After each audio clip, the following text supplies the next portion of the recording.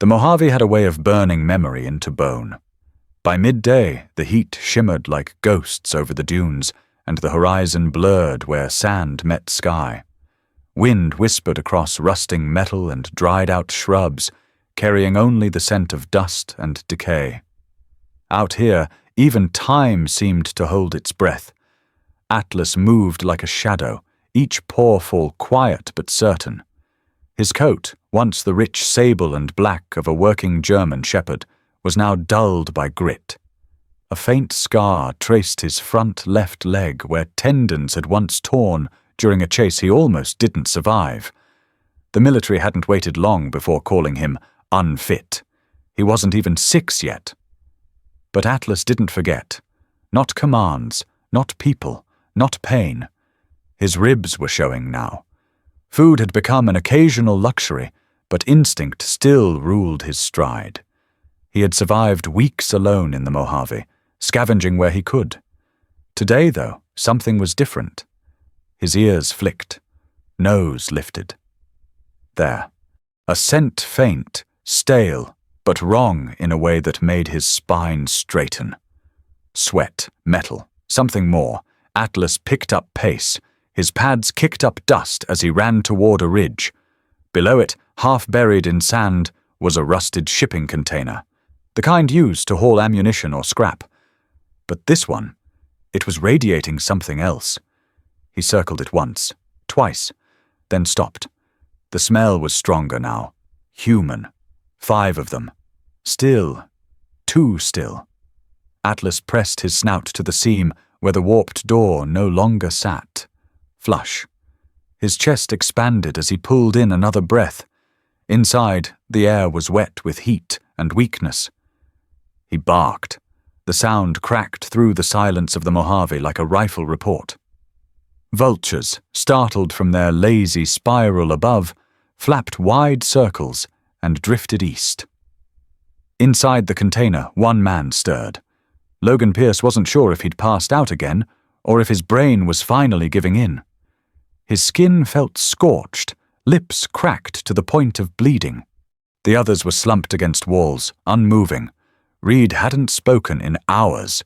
Jaden had stopped whispering. But then he heard it. A bark, sharp, not imagined. He opened his eyes. Sand filtered in through the hairline fracture in the container wall. But there it was again. A bark. Then scratching. Claws scraping metal. Pierce's voice barely made it past his throat. Dog. Someone's dog. Across from him, Malik Johnson blinked. A grunt rose in his throat. Cruz shifted and muttered something inaudible. The sound had pierced their fog. Hope, once a cruel joke, now scratched against steel. Outside, Atlas pawed harder. He barked again, loud and insistent. He pressed his body against the door, letting out a low growl. Not of threat, but urgency. Still the door didn't move. He circled again. Barked, whined. Then sat down in the sand, raised his head and howled. Long, raw, a call not for attention but for action. Miles away, a cloud of dust shifted. A convoy of 3 old supply trucks crawled across the desert road like tired beetles. No one inside heard the bark yet. But they would, because Atlas didn't move. He stood, facing the door, tail still, ears forward, chest heaving. His howl faded into the dry wind, then rose again. He was no longer just a stray, no longer forgotten. He was calling for the world to listen. And he would not stop. The inside of the container was a furnace. Metal groaned in the heat. Air hung thick and unmoving, layered with rust, sweat, and something more primal despair. Light filtered through jagged seams in the walls, too faint to illuminate, too cruel to offer hope. The smell of iron clung to the skin like guilt. 5 men, 1 space. Time had lost its meaning days ago. Logan Pierce lay closest to the wall. At 38, he had once carried the kind of presence that silenced chaos. In another life, he was a decorated Marine Corps captain with a chest full of ribbons and the trust of every man under his command. But now, even his broad frame had shrunk into a shadow of itself, ribs visible, eyes sunken. He was the last to sleep, the first to scan the dark.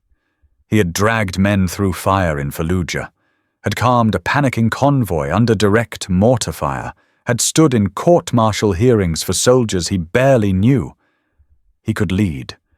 But here, with no map, no mission, and no exit, leadership turned into watching people die quietly in front of you. And no one was coming. Dante Cruz lay sprawled beside a crushed canteen, lips cracked and coated in salt.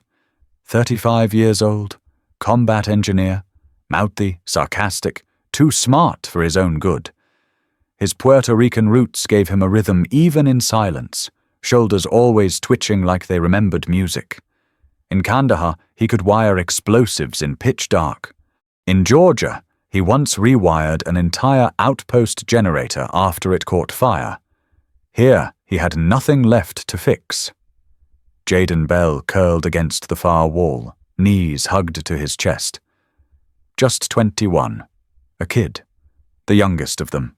His buzzed brown hair was matted with sweat, and his fingers long, paint-stained from another life still, moved as if sketching. His sketchbook had been confiscated before the last deployment. He'd drawn from memory since, faces, hills, a skyline he hadn't seen in 2 years. Jaden was the first to whisper, the one who still believed in prayer, or at least pretended to. Malik Johnson lay silent near the door, as close as he could get to open air. A sniper. Quiet. Precise. His skin gleamed with sweat, his dreadlocks matted tight against his skull. At 32, he had the look of a man who carried too many ghosts. Afghanistan, Iraq, Somalia, places he never talked about. He'd been shot once, watched his spotter die, never spoke about it. But his eyes, dark and hollow, never stopped scanning for threats, even now, when the only threat was time. And then there was Reed Thatcher, 44, senior, cautious. A Marine who had seen too many intel briefings go wrong and survived too many missions that weren't supposed to end in gunfire. His jaw was clenched so hard it trembled. Even dehydrated and starved, he watched everyone else like he expected betrayal. His fingers, blistered and cracked, never stopped twitching like he was counting time. Reed had once taught tactical warfare at Pendleton, had written the manual on situational escape. Now he couldn't even pry the rusted door open. He hated that most. No one spoke anymore. It burned too much. They had screamed the first day, beat the walls, used their fists until skin split. But steel doesn't care, and the desert swallows sound. Jaden had cried the second night. Logan didn't stop him. Cruz told a joke no one laughed at. Malik turned away. Reed muttered something about patterns and betrayal. That was 3 days ago, maybe 4. No one was sure, until the bark. It didn't sound real at first, then another, low, sharp, close. Pierce blinked. Did you hear that? Cruz tried to sit up but only managed a grunt. Dog. Jaden gasped softly. Real? Malik lifted his head for the first time in hours, his eyes locked with the wall as if seeing through it. Reed's voice rasped. A dog doesn't survive out here, not alone, but the barking came again, this time louder, and something shifted. Jaden pushed his palm flat against the wall. He's out there. I know it. The others moved slightly. Hope had become dangerous. But the sound was undeniable now, scratching, barking, pacing. Why the hell would a dog be barking at a sealed container? Cruz murmured. Logan's eyes flicked toward the seam near the floor. Because he knows we're in here. It was absurd, irrational, but in this place, logic had dried up with the last drop of water. Malik, without a word, pressed his fist to the wall and knocked once, then twice. Faint, weak, but it was something. Outside, the barking stopped for half a beat, then came again, louder. Someone trained that dog, Logan whispered. No, Jaden's voice cracked. He's not calling for someone. He is someone Cruz chuckled, dry and broken. You losing it, kid? I don't care. Let me lose it. I'll take delusion with a heartbeat over silence and rot. Another series of barks, then scratching, then a low growl, soft, guttural, constant. It vibrated through the walls like thunder through the bones. Atlas wasn't just calling. He was refusing to leave. Reed closed his eyes. That dog's gonna die before we do. No, Malik said suddenly. One word, firm. Everyone turned. He hadn't spoken in a day. Maybe longer. That dog, he said again, slower, is gonna bring help. No one dared answer, but even Reed didn't argue. The heat pressed harder. Breathing still burned, but they weren't alone. For the first time since the door slammed shut, the silence was broken not by a cry of pain, but by something alive. Atlas! He barked like a call to arms, claws raking metal, breath hot against the door. His ribs heaved, eyes wild. A soldier without orders but with purpose. And the 5 dying men held on to that voice like it was the last line they hadn't crossed. In the middle of nowhere, with the world having forgotten them, a dog remembered, and he refused to be quiet. The Mojave sun hit like judgment, casting long, twitching shadows beneath the wheels of the convoy.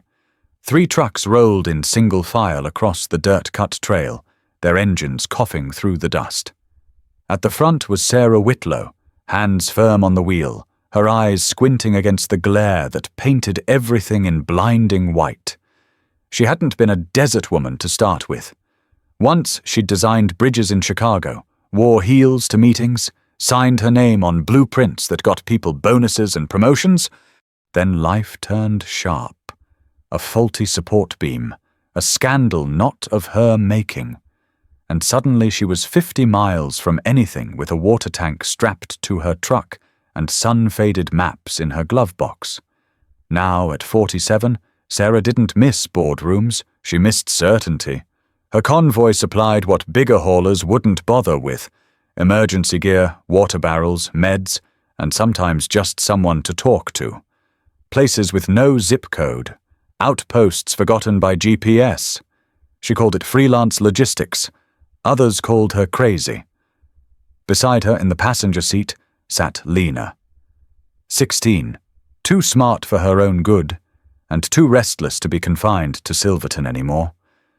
Her curly hair was pulled into a high, chaotic bun, sunglasses sliding down her nose as she tapped a rhythm on her knee, to music only she heard. Sarah let her tag along this trip, figuring a little sand might burn some of the attitude off. So far, no luck. Behind them, Carlos drove the second truck, loaded with spare parts and gas canisters. He was pushing 50, still built like a linebacker, with knuckles permanently stained from 30 years of grease and grit. Sarah trusted him with engines, routes, and her life, not necessarily in that order. The CB radio crackled. Winds picking up. Sarah glanced to the east. The sky was bruising. A low wall of grit on the horizon, rising like smoke. Copy that, she said. We'll push for 30 more. Beat the worst of it. Carlos grunted over the line, not thrilled, but not arguing. He rarely did. Lena leaned forward, pointing toward the empty stretch ahead. Wait, what's that? Sarah slowed. At first it looked like part of the landscape. Just more rust, more ruin. But then it moved. A dog, not running, barking, not at them, but at something else. Sarah narrowed her eyes. That's not right. Why is he just standing there? Lena asked, suddenly all edge. He's barking like crazy. They rolled closer. The dog backed up a few steps, turned toward a rusted container wedged between 2 dunes, then snapped his head back toward the trucks and barked again, harder, more desperate. Is that a shepherd? Lena asked. Looks like it, Sarah said. Old, maybe. Hurt Carlos's voice broke in again. "You seeing this?" Sarah parked, stepped out. The wind already tugged at her scarf. She moved slowly, hands visible, but the dog didn't flinch. He just barked and then ran to the container, slammed his paws against the metal, and howled. "Something's in there," Lena said quietly from behind her. Sarah approached the door. The heat radiating from it stung her palm. She pressed her ear to the surface. At first, only wind. Then barely audible a knock. Faint, deliberate. Her eyes widened. She spun. "Carlos!" The older man was already jogging up, wrench in hand. "Thought I saw it shake." "There's someone inside," she said. "Alive." Carlos didn't ask how she knew. He dropped to one knee, pressed his hand to the seam, then banged once, twice. From within came a second knock, then a weaker third. Lena took a step back, eyes huge. "Holy crap! That dog wasn't just barking, no," Sarah said, turning to look at the shepherd. "He was trying to save them." Atlas paced, circled, then howled again, as if impatient with their slowness. A gust of wind hit hard, pushing grit into their teeth. The horizon dimmed. The dust wall had grown fatter, angrier. The air turned thick with static and sand. "We don't have long," Carlos warned. Sarah's mind raced. "The hinges are shot. We need crowbars, chains, torch if you've got one, don't," Carlos said. "Not with this wind." "Then brute force." They ran to the trucks, the shepherd barking non-stop behind them. By the time they returned with chains and tools, the sandstorm had arrived. The light dimmed to orange. Lena wrapped her scarf around her mouth, blinking furiously. Atlas stood his ground in the face of it all, pressed against the container like a soldier waiting for orders. His body trembled, not with fear, but urgency. Every part of him screamed this mattered. Carlos looped a chain around the container handle, anchored it to the bumper of his truck. Sarah braced the other hinge with a pry bar. They nodded once. "Go!" The truck growled forward. The chain snapped taut. Metal groaned. The door creaked, but didn't give. Carlos backed up, tried again. Sand lashed their faces. The container shrieked. Inside, the 5 Marines stirred. Weak fists thudded from within. Sarah roared. "Harder!" Carlos slammed the truck into reverse. The door groaned again and cracked. Then a final tug. The hinges ripped loose with a scream of rust and age. The door swung open. Heat, rot, and human silence spilled out. And 5 figures lay huddled inside. Atlas was the first to move. He darted forward, stopped just short of crossing the threshold. He looked at Sarah, then back into the darkness, his chest heaving. His ears tilted forward, his tail lifted. Sarah stepped past him into the shadows and saw what the dog already knew. They were still alive. Barely, but alive. She turned and shouted into the wind, voice breaking as grit cut her lips. "Get the med packs! Get the water! Go now!" Atlas stood tall, dirt matted into his coat, eyes locked on the men inside. He had done it. He had brought them home. The sandstorm hit like a train from another world. One minute the sky was bruised and distant, the next it dropped low and furious. A wall of sand slammed across the Mojave like a sweeping curtain, blotting out the sun and turning day into a furious golden dusk. Sarah's scarf was soaked in sweat and grit. The wind tore at her sleeves, biting through fabric like claws. Her hands were blistering against the crowbar, but she didn't let go. Beside her, Carlos dug his boots into the shifting sand, shoulders heaving as he braced the chain tighter around the truck's bumper. Every movement was a fight against nature itself. Lena crouched behind them, shielding her face, eyes squinted against the sting. "I can't see anything!" she shouted. "You don't need to," Sarah yelled back. "Just stay close." The container loomed before them, half buried in the dune, now reshaped by the wind. Its steel skin groaned in the storm, seams rattling like a coffin resisting resurrection. Atlas stood between them and the door. He hadn't moved, not once since the wind began. His coat, already rough with days of dust, now shimmered with grit. His stance was rigid. Every muscle flexed, legs planted like stone. He barked, again and again. His throat was raw. Every sound came out hoarse now, scraping the air like sandpaper. But he didn't stop, because they were in there, and the world needed to know. Sarah screamed into the wind, "Pull again!" Carlos slammed the truck into gear. The engine howled as it strained. The chain snapped taut. The crowbar groaned in Sarah's hands. The door shifted, but only an inch. Atlas threw his weight against it, claws scraping, paws bloody. His body slammed against steel, again and again. Lena clutched a flashlight, fumbling it through the gusts, trying to angle it toward the seam in the door. And then it happened. A knock, from inside. Soft, barely audible, but real. Lena froze. "I heard it! I heard them!" Sarah dropped to her knees, pressed her ear to the door. Another thud. Weak, like a hand swatting the dark. Her eyes filled with something other than grit. "They're alive." Carlos grabbed the other crowbar and ran forward. "Then we get them the hell out." Together, they wedged both bars deep into the rusted hinges. Each second, the storm peeled more visibility away. Carlos's voice became a blur. Lena's flashlight flickered.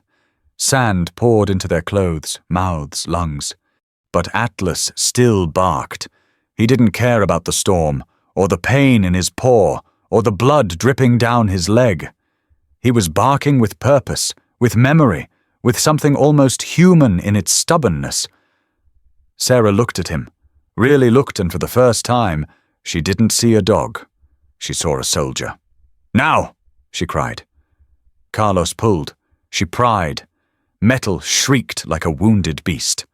The first hinge cracked, then the second. With a final jolt, the chain snapped loose from the truck and the door swung open, nearly taking Sarah's arm with it. The heat poured out, first thick, wet, brutal, then the smell. Blood, sweat, rot, and something far worse, but behind it were shadows. 5 figures, sunken, gaunt, alive. Logan Pierce blinked against the sudden light. His mouth opened, but no sound came out. Beside him, Cruz slumped against the wall. Malik raised a shaking arm, as if saluting no one. Jaden's lips trembled. Reed moved last, crawling, not walking, toward the threshold. Lena gasped, stumbling backward. "Oh my God, they're—" Sarah caught her. "Get the medkits. Get water." Go. Carlos tore open a water canister, pouring the first cup into Sarah's hands. She tipped it gently toward Logan's mouth. He choked, cough, but swallowed. A spark flickered in his eyes. Atlas stepped forward slowly. His tail hung low. His body shuddered. But he walked right up to the man who had just taken that sip of water and nudged his head into Logan's shoulder. Logan looked down at him, blinking through tears and exhaustion. "You," he rasped. "You found us." Atlas didn't bark this time. He didn't need to. His mission was done. The storm howled behind them. But for a moment, everything was quiet. Carlos and Sarah pulled the others free, one by one. Jaden was too weak to stand. Reed tried to give orders, but his voice was gone. Malik muttered thanks under his breath. Cruz chuckled bitterly as Sarah wrapped a blanket around his shoulders. "Didn't think I'd be rescued by a dog," he whispered. "You weren't," Sarah said. "You were rescued by the only one who didn't quit." By dusk, the storm began to thin, and the trucks rolled toward the distant lights of Dustwell. Word had already spread by radio and word of mouth. By the time the convoy arrived, the townspeople were waiting. Children pressed to their mothers. Farmers stood silent by fences. A single war vet, cane in hand, saluted as the trucks rolled by.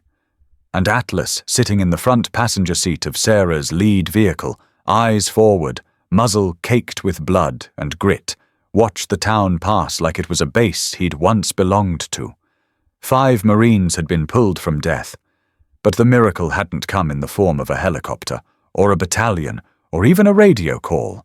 It came in the form of a German shepherd who refused to be forgotten, and who refused to let anyone else be. Dustwell wasn't on most maps. If you blinked on Highway 62, you'd miss the hand-painted sign pointing off-road. Population: maybe 200, depending on the season and how many old-timers remembered to vote. But Dustwell had a heart, and by nightfall, that heart beat louder than ever. The trucks rolled in under a sky still bruised from storm. The air smelled like wet metal and gasoline. Porch lights flickered on as Sarah's convoy crawled past the old gas station and toward the old schoolhouse turned emergency shelter. Children gathered first, barefoot, wide-eyed, clutching tin cups and each other's hands. Parents followed, wary but drawn. No one spoke as the Marines were carried inside, wrapped in coarse blankets, skin stretched over bones. And then came Atlas. He jumped down from the truck on stiff legs, walked like an old soldier, limping but proud. The light caught the streaks of dried blood on his flank and the tears in his pads, but his eyes were bright, searching, alert. Is he the one who found them? A boy whispered, no older than 8. The dog? His sister asked. An older girl, maybe 10, folded her arms. He's not just a dog. He's a guardian. The name stuck. Inside the shelter, the Marines were laid out in rows along the hallway floor. Cots were still being assembled. Sarah moved between them, barking quiet instructions, face streaked with dust. Carlos carried water. Lena passed out towels and whispered when the men flinched at light or sound. Clara Boone arrived just past midnight. 73, wiry and unshakably calm, she walked in with her bag in one hand and a flashlight in the other. Her silver braid was tucked under a wide-brimmed hat, and she moved with the purpose of someone who had delivered more calves and patched more wounds than anyone could count. First, she knelt beside Logan Pierce. Pulse is thready, but he's in the fight, she murmured. She moved to the others, checking for dehydration, infection, muscle trauma. They'll need IVs, rest, and time. No morphine. Their systems wouldn't handle it. Then Clara saw Atlas.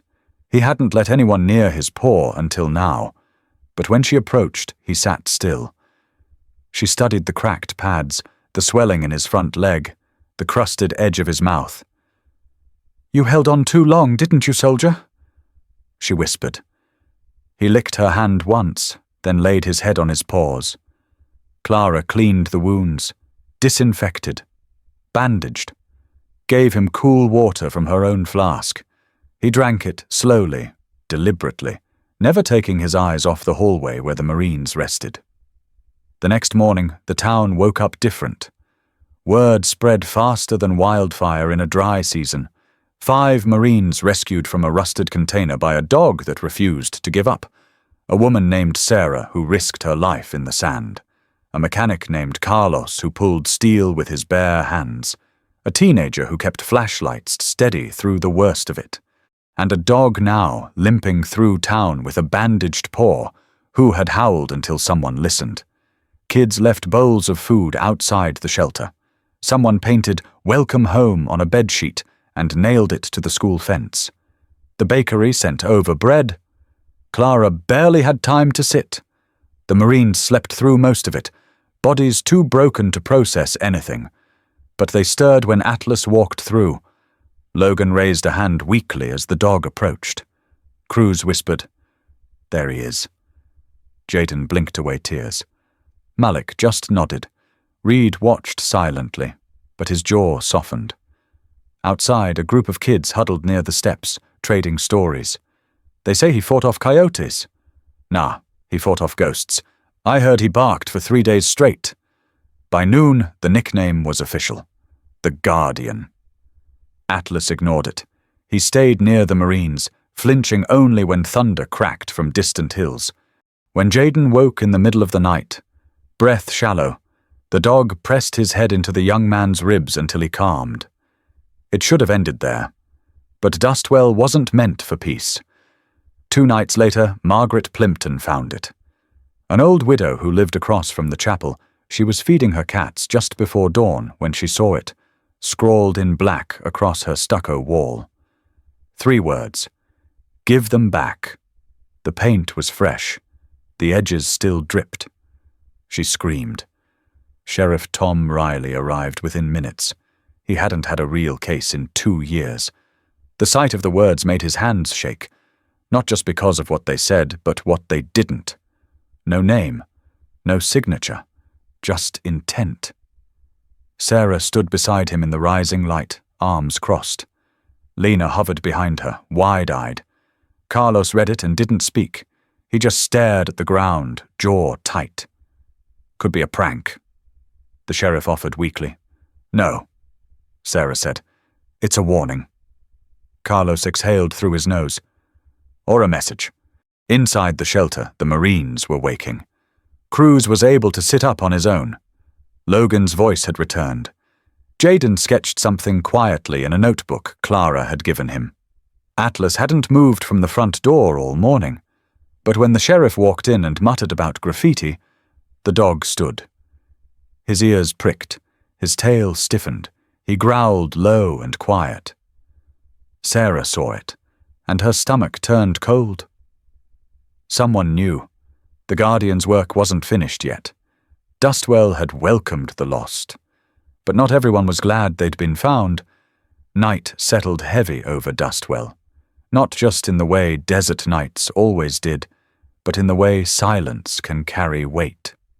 Inside the shelter, the cots had been rearranged, the Marines sleeping closer now, the air between them filled with quiet breathing and shared memory. Atlas lay at the threshold, his head resting on his paws, amber eyes open. He didn't sleep. Not fully. Not anymore. Logan Pierce sat propped against the wall, a thin blanket pulled across his chest. His face looked older in the lamplight, carved by dehydration and truths he hadn't spoken in years. His voice was rough from disuse when he broke the silence. They didn't just forget us? Cruz stirred, eyes half open. Yeah, we figured that when the rations stopped showing up, Logan shook his head slowly. I mean, they erased us. Reed turned from the window where he'd been watching the stars. Say it. Logan's jaw clenched. We weren't on a mission. Not really, we were part of something else. A test, Jayden sat up slowly, his notebook slipping from his lap. I thought I dreamed that part. No, Malik said, his voice even. You didn't. Silence spread again, this time with shape. Logan took a breath. We were sent to a facility. Middle of nowhere. They told us it was special training. Unofficial Cruz snorted. That should have been the first red flag. Anything called unofficial always turns into a grave. Reed folded his arms. They were testing psychological thresholds. Stress under prolonged moral contradiction. You remember the drills? Jayden nodded. Simulations where civilians were targets. Children sometimes. I refused. Malik said simply. After the second run, they made me watch the rest of you go through it again and again. They called us defective. Logan added. Said we weren't wired for modern warfare. Said we were morally unfit. Jayden's voice cracked. Because we didn't follow illegal orders. They weren't training us to lead. Cruz said. They were trying to break us down. Sarah had entered halfway through the conversation. She stood quietly in the doorway, arms folded, eyes hardening. You said they erased you, she repeated. Reed nodded. We stopped receiving outside contact. Letters didn't reach us. We stopped showing up on the internal rosters. When we asked questions, they changed shifts. Different officers, different drills. They fractured us, Logan said, made us think we were alone in it. And when we didn't crack, Cruz added, they labeled us contaminated. Jaden stared at his hands. So they threw us in that container. Sarah stepped into the room slowly. That wasn't a mistake. No, Reed said. It was disposal. Across the room, Atlas raised his head. Sarah exhaled through her nose. Who would run something like that? Reed looked at her. Not just one person. A program. Black-budget psychological operations. Experimental units. They bury them when they fail. Did any of you try to go public? Logan looked down. We were supposed to meet a contact. We never made it out, Carlos entered, holding a small toolbox. He paused as he caught the tone of the room. What did I miss? Everything, Sarah said softly. Then you need to see this. Carlos replied. He handed over a thin envelope. It was slid under the door last night, unnoticed until now. Inside was a single photograph. Faded grainy, shot through a fence. 5 men. Them. Wearing matching fatigues. Standing in front of a cement structure. Behind them, painted on the wall, was a strange symbol. A circle with 3 slashes through it. Jaden recoiled. That's the mark. From the facility, I saw it again. Lena whispered. She stood near the corner, pale. Painted behind the bakery. It was faint. I thought it was graffiti. Sarah's voice dropped to steel. Someone knows they're alive, and they want them gone. The room fell still.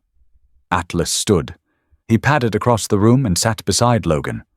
The Marine reached down and rested his hand on the dog's neck. Atlas leaned into the touch. Grounded. Steady. Present. They didn't expect us to live, Logan said. They didn't expect anyone to listen. They didn't expect him, Cruz said, nodding at Atlas. Jaden's voice was quiet. He barked until someone came. Malik added, and he didn't run when they did. Carlos looked around. So what now? Reed answered, voice calm. Now we tell the town. We let them choose. Sarah nodded once. And if they choose to stand? Logan met her gaze. Then they need to know what kind of war's coming. Atlas didn't bark, but his eyes were locked on the door. He knew the war had already started.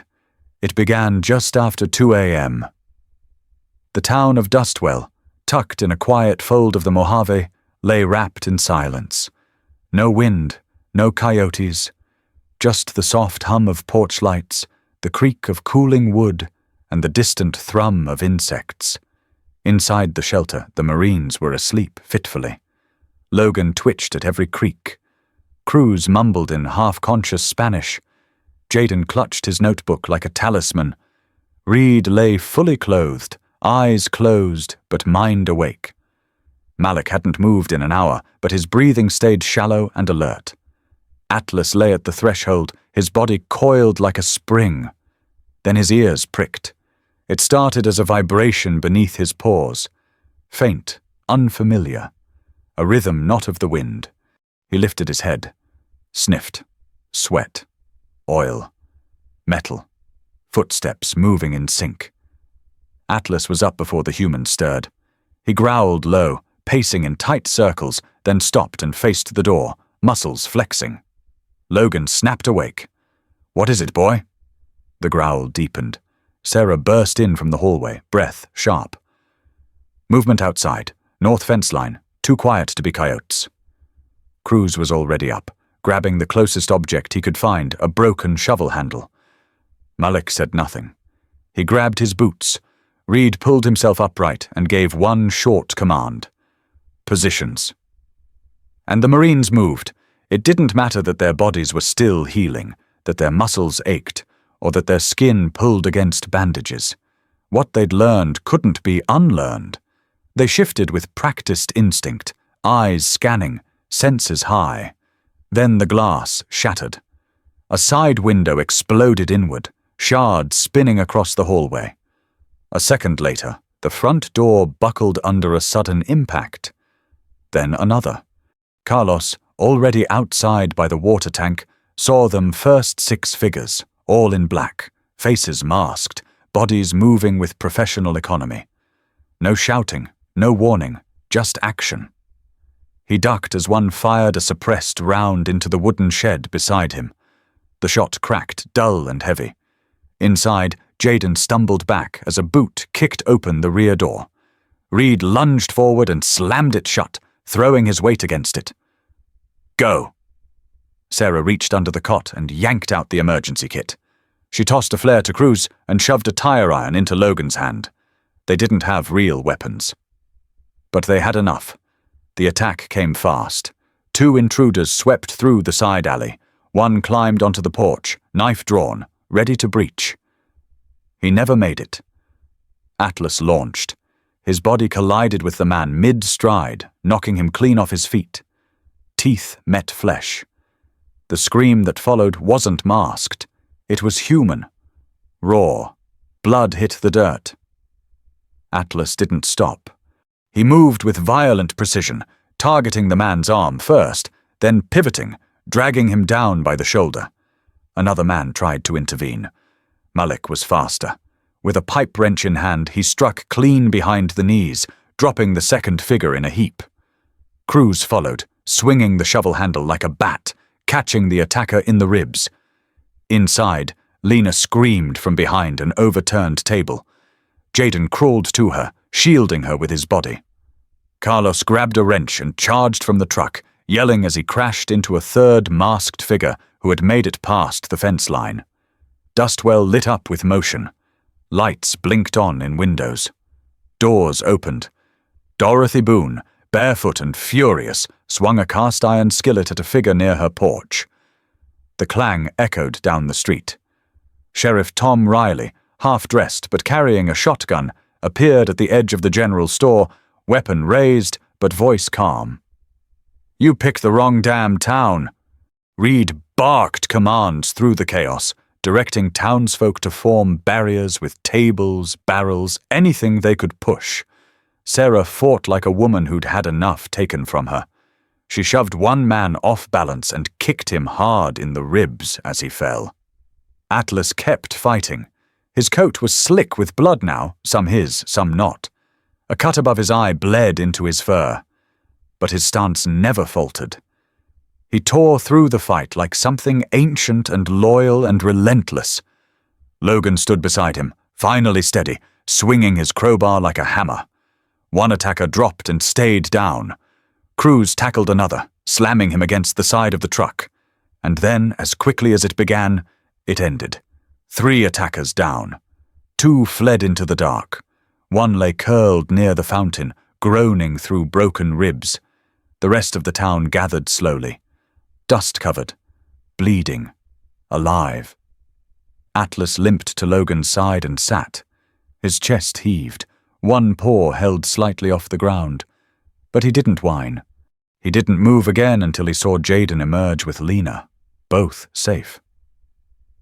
Cruz dropped onto the curb. "Still think this was a prank?"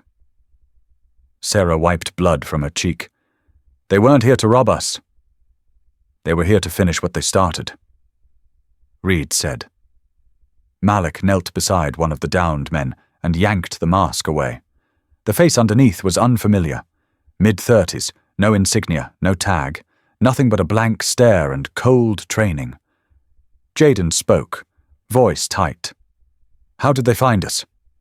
Logan turned slowly to look at Atlas, then out toward the empty desert.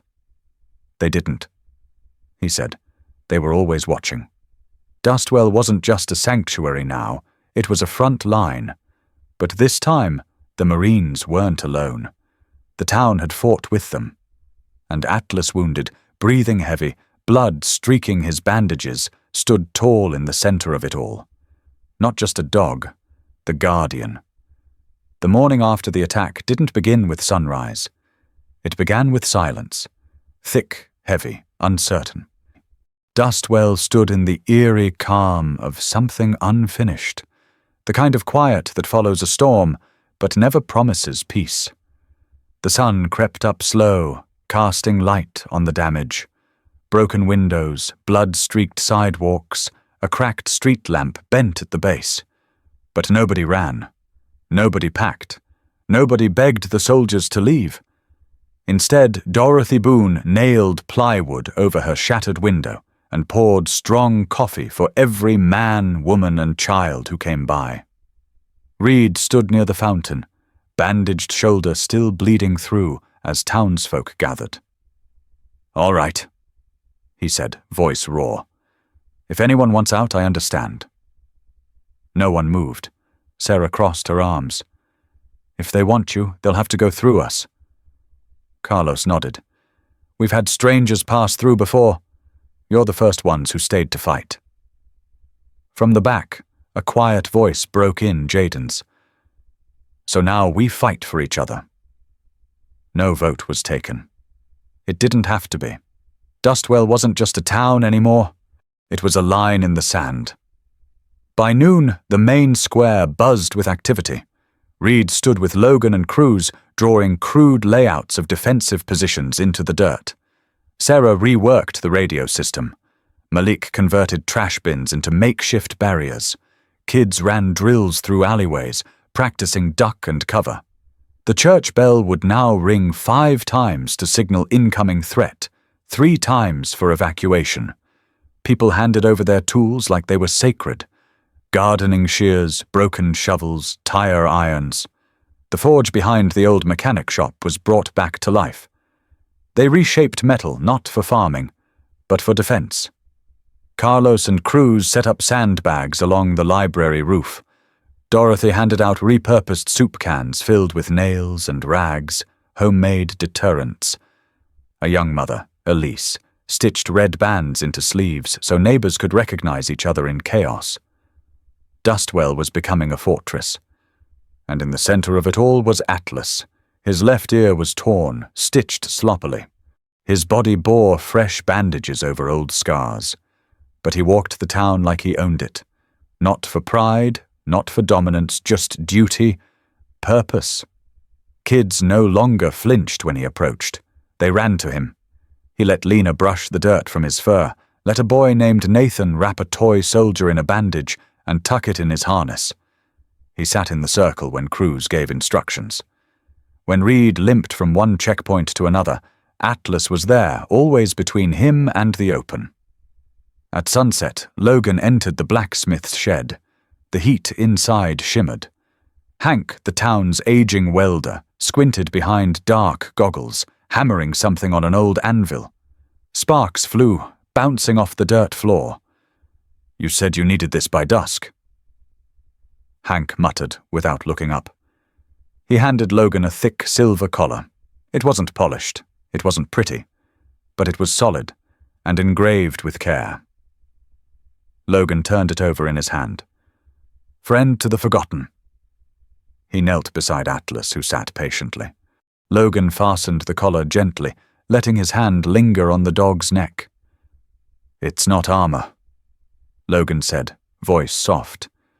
"But it means you're one of us." Atlas leaned forward and pressed his head against Logan's chest. Outside, Sarah finished stringing lights from one roof to another, old camping lanterns, battery-powered, casting a soft glow over the town center. Jaden read aloud from a tattered field manual. "Chapter 6, Basic Defense Doctrine," he said, trying to sound official. "Step 1, don't die." The group chuckled, but the tension was there. Underneath every joke, every hammer strike, every sandwich handed out at the square, there was steel. At dusk, a dust trail appeared on the horizon. A government SUV stopped just past the sign that read, "Welcome to Dustwell." 2 men in dark suits stepped out. One held a file. The other had a smirk. "We're looking for 5 ex-operatives," the man said. "Wanted for desertion, obstruction, and unlawful possession of classified material." Sheriff Tom Riley stepped forward. He adjusted his badge, unbothered. "All I see is 5 veterans recovering in a peaceful town." And a dog. The agent didn't smile. We can do this the easy way." Reed stepped beside the sheriff, face impassive. Logan, Cruz, Malik, and Jaden fell in behind. Atlas stood in front of them all. Carlos stepped forward next, then Sarah, then Dorothy, with her skillet in hand. A dozen others followed. The agent scanned the group. "Are you refusing federal request for surrender?" Tom squinted at the man. "No, we're saying if you want them." He stepped aside, gesturing to the whole town behind him. "You'll have to come get us." The two men looked at each other, then back at the town. No weapons raised, no sirens, just a silence thicker than before. And Atlas, still as stone, eyes locked on the one who dared take a step forward. That man didn't. They turned, climbed into the SUV, and drove away. For now, Dustwell watched until the last glint of tail lights disappeared. Then someone rang the bell once, a new signal. Victory for now. The town exhaled. That night they didn't celebrate. They stood watch. They passed coffee, told stories, took shifts, and by the fire, Atlas lay with his new collar glinting in the flames. Friend to the forgotten. But tonight he wasn't forgotten. Tonight he was everything. Dustwell didn't go back to normal. It became something new. The town that had once been a forgotten dot on the map, nothing more than a name barely visible on roadside signs, was now alive with movement, energy, and strange hope. The kind that grows not from easy days, but from surviving hard ones together. They didn't hold a parade. No one gave speeches. But by some unspoken understanding, the entire town decided. These five weren't outsiders anymore. They were Dustwell. Logan started the forge again. Not to build weapons, but to repair what had been broken. He taught teens how to temper metal, how to make hinges that didn't squeak, and nails that didn't bend. His hands, once used to set charges and fix aircraft under fire, now shaped tools and taught boys to hold hammers instead of anger. One afternoon, when Sarah's bike broke down, and a boy named Noah tried to fix it, Logan didn't take over. He guided Noah's hands, murmured instructions, and let the kid struggle a bit, before smiling when the chain finally clicked back in place. "Sometimes," Logan said, wiping his hands, "victory is just making something work again." Cruz took to the hills. She led a group of kids 8 to 12, up through the dry brush and jagged trails beyond the town line. She taught them how to track movement in the dust, find water in cracked rock, and keep quiet even when everything inside wanted to scream. Every session started the same way. She pointed to Atlas and said, "If you can sneak past him, you get double rations." No one ever did. But the kids learned fast. Jaden, with his crooked grin and patchy beard, painted the town's soul. Not murals of glory or flags, but of people. Quiet portraits. He sat on doorsteps, listened, watched, and then drew. He painted Dorothy stirring her giant soup pot with her eyes closed like she could smell memories. He painted Sarah standing on the school rooftop, arms crossed, watching storms roll in. He painted the bell tower, the marketplace, the forge, the back alley where Logan taught kids to swing hammers. And on the side of the grain silo he painted Atlas. Not growling, not attacking, just sitting at the edge of town, staring towards the horizon. He titled it, "The Watch That Never Ends." Malik, once the quietest, became a teacher too. He set up targets in the orchard makeshift dummies made from hay bales and old flannel shirts. Then he handed the local teens handcrafted bows, not perfect but functional, and taught them how to breathe with the shot. "Archery's not about strength," he told them. "It's about patience. Focus, knowing when not to pull the string." He never raised his voice. He didn't need to. His calm held weight. Kids listened. One night, a girl named Lydia hit the bullseye blindfolded. She screamed. The town clapped. Malik smiled, small but proud. Reed, always the one watching 10 steps ahead, was asked to sit in on the town council. At first he refused, but Dorothy cornered him at the bakery. "You've already saved this place once," she said, handing him a loaf of rye. "Now help us not lose it again." He showed up the next morning. He didn't give orders. He gave questions. What's the backup if the water line fails? What's the radio protocol if someone doesn't check in? What happens if I'm not here tomorrow? He pushed them not to depend on him, but to prepare without him. That was Reed's genius. He didn't build a system that needed him. He built one that would survive him. And Atlas? Atlas walked among them all. He didn't need words to lead. He watched. He listened. He stood near those who needed him and barked only when it mattered. When Cruz took the kids out, Atlas walked last, guarding the rear. When Logan's forge flared too high, Atlas nosed the emergency extinguisher. When Sarah cried behind the church one evening, thinking no one saw, Atlas laid beside her until she stopped shaking. He became their symbol not of war, but of survival, of second chances, of silent strength. The mayor, reluctant and gruff, called a town meeting by the fire pit. No official agenda, just neighbors gathered around flickering light. Tom Riley stood with an old red bandana in his hand. "This town's seen change," he began, voice rough. "But we never had a mascot." A flag. Something that says, "Dustwell fights back." He turned to Logan and held up something silver. The collar, engraved, "Friend to the Forgotten." "We vote this stays in Dustwell, with the one who earned it." Atlas, ears perked, stepped forward and sat. Everyone clapped. Some cried. Reed raised a hand. "He's more than a symbol," he said. "He's a reminder that loyalty isn't loud. That the ones who never quit the quiet watchers, the ones who bleed and keep going, they're the ones who save us." The vote was unanimous. Atlas was now, officially, Dustwell's guardian. That night, Reed walked Atlas to the edge of town. The air smelled like dust and cinnamon.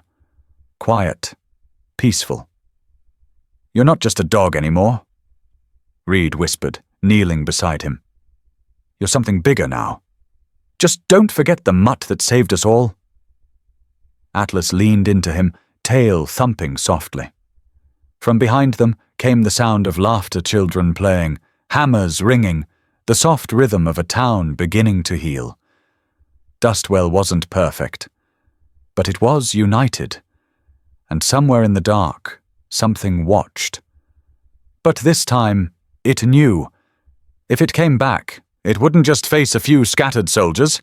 It would face a town, a new unit, bound not by orders, but by choice, and always led by the silent guardian with silver at his throat. It was quiet where the container used to stand.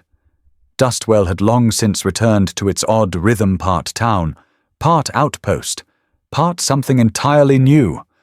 But here, at the edge of what used to be a no-man's land, people came to stand in silence. Not out of habit, out of reverence. A steel plaque had been set into a low stone wall just beneath the shade of an old mesquite tree. The wind brushed dust across the words, as if even nature paused to read them again. He didn't bark for glory. He barked so they could live.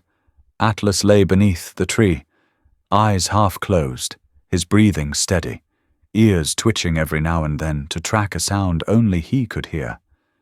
His coat had grayed around the muzzle, not from age alone, but from memory. Logan approached quietly, crouched beside him, and placed a hand gently on the shepherd's head. "You brought us back?" he whispered. Atlas didn't move. He didn't need to. A few feet away, a group of school children on a field trip lingered behind their guide, fascinated. One girl stared at the plaque. Another took notes. A boy with a green cap held a sketchbook and tried to draw the dog from memory. "Is that the real dog from the story?" one girl asked, tugging her teacher's sleeve. The teacher hesitated. She had read them the story on the bus ride. Every chapter. She'd expected questions, but not reverence. "Yes," she said, her voice softer than intended. "That's Atlas." The children crept closer, cautious but curious. Atlas lifted his head slightly, as if granting permission. The boy with the sketchbook stepped forward. Slowly, deliberately, he placed a hand over his heart and looked toward the old shepherd. No one spoke. It was Cruz who finally broke the silence. She leaned against the split-rail fence, arms crossed, sunglasses hiding eyes that still saw ghosts in the daylight. "This town owes him more than a monument," she said. "We owe him our stories." Jaden nodded, seated on a nearby rock, finishing a new sketch of Atlas beneath the tree. This one he would not sell. It was meant for the community hall. Belle sat cross-legged near the roots, painting words in her notebook. Not poetry, not exactly. More like memory stitched into rhythm. She called it "The Dog Who Stayed." A few tourists came by, some from hours away. They didn't ask for autographs. They asked questions. How did it start? Did he really warn the town? Did he save lives? Reed, still the reluctant strategist, only ever gave one answer. He didn't do it for glory. He didn't even do it for us. He did it because it was the right thing to do one day. A news team visited. Nothing flashy. Local network, end-of-week feel-good feature. They asked if Atlas could do a trick. Cruz turned, jaw tight. He already did. A few weeks later, a military delegation came, medals in tow. Logan met them at the town line. "He's got everything he needs," he said. "Let him rest." Dustwell agreed. Instead of medals, they built the park around the tree. A quiet space, no playground, no souvenir shop, just benches, shade, and the plaque. People came and went, but Atlas remained, watching, not barking. One crisp fall afternoon, Logan brought his grandson, a shy boy named Caleb, who had trouble making friends and didn't speak much. He stood beside Atlas for nearly an hour, then finally asked his grandfather, "Do you think he remembers?" Logan didn't answer. He didn't need to. Atlas reached out and nudged the boy's hand with his nose, and for the first time in days, Caleb smiled. As the sun dipped behind the hills, Logan turned back one last time. Atlas still sat beneath the tree. His collar gleamed in the amber light, the engraving catching the last rays like fire. Then, quietly, a question echoed behind them. A child's voice, innocent, hopeful. "What's your story with a loyal pet?" And maybe that's where the real story begins, not in a fight, or a storm, or a town on the edge, but in the hearts of those who hear the tale and carry it forward. Because there are still dogs like Atlas out there, still soldiers trying to come home, still small towns finding strength in unlikely heroes. If you've ever loved a dog like that, if you've ever seen courage in quiet eyes and loyalty in a wagging tail share this story, keep it alive. And if you want to hear more true stories about the world's bravest companions, follow our journey here at German Shepherd. Because some barks don't ask for medals, they ask to be remembered.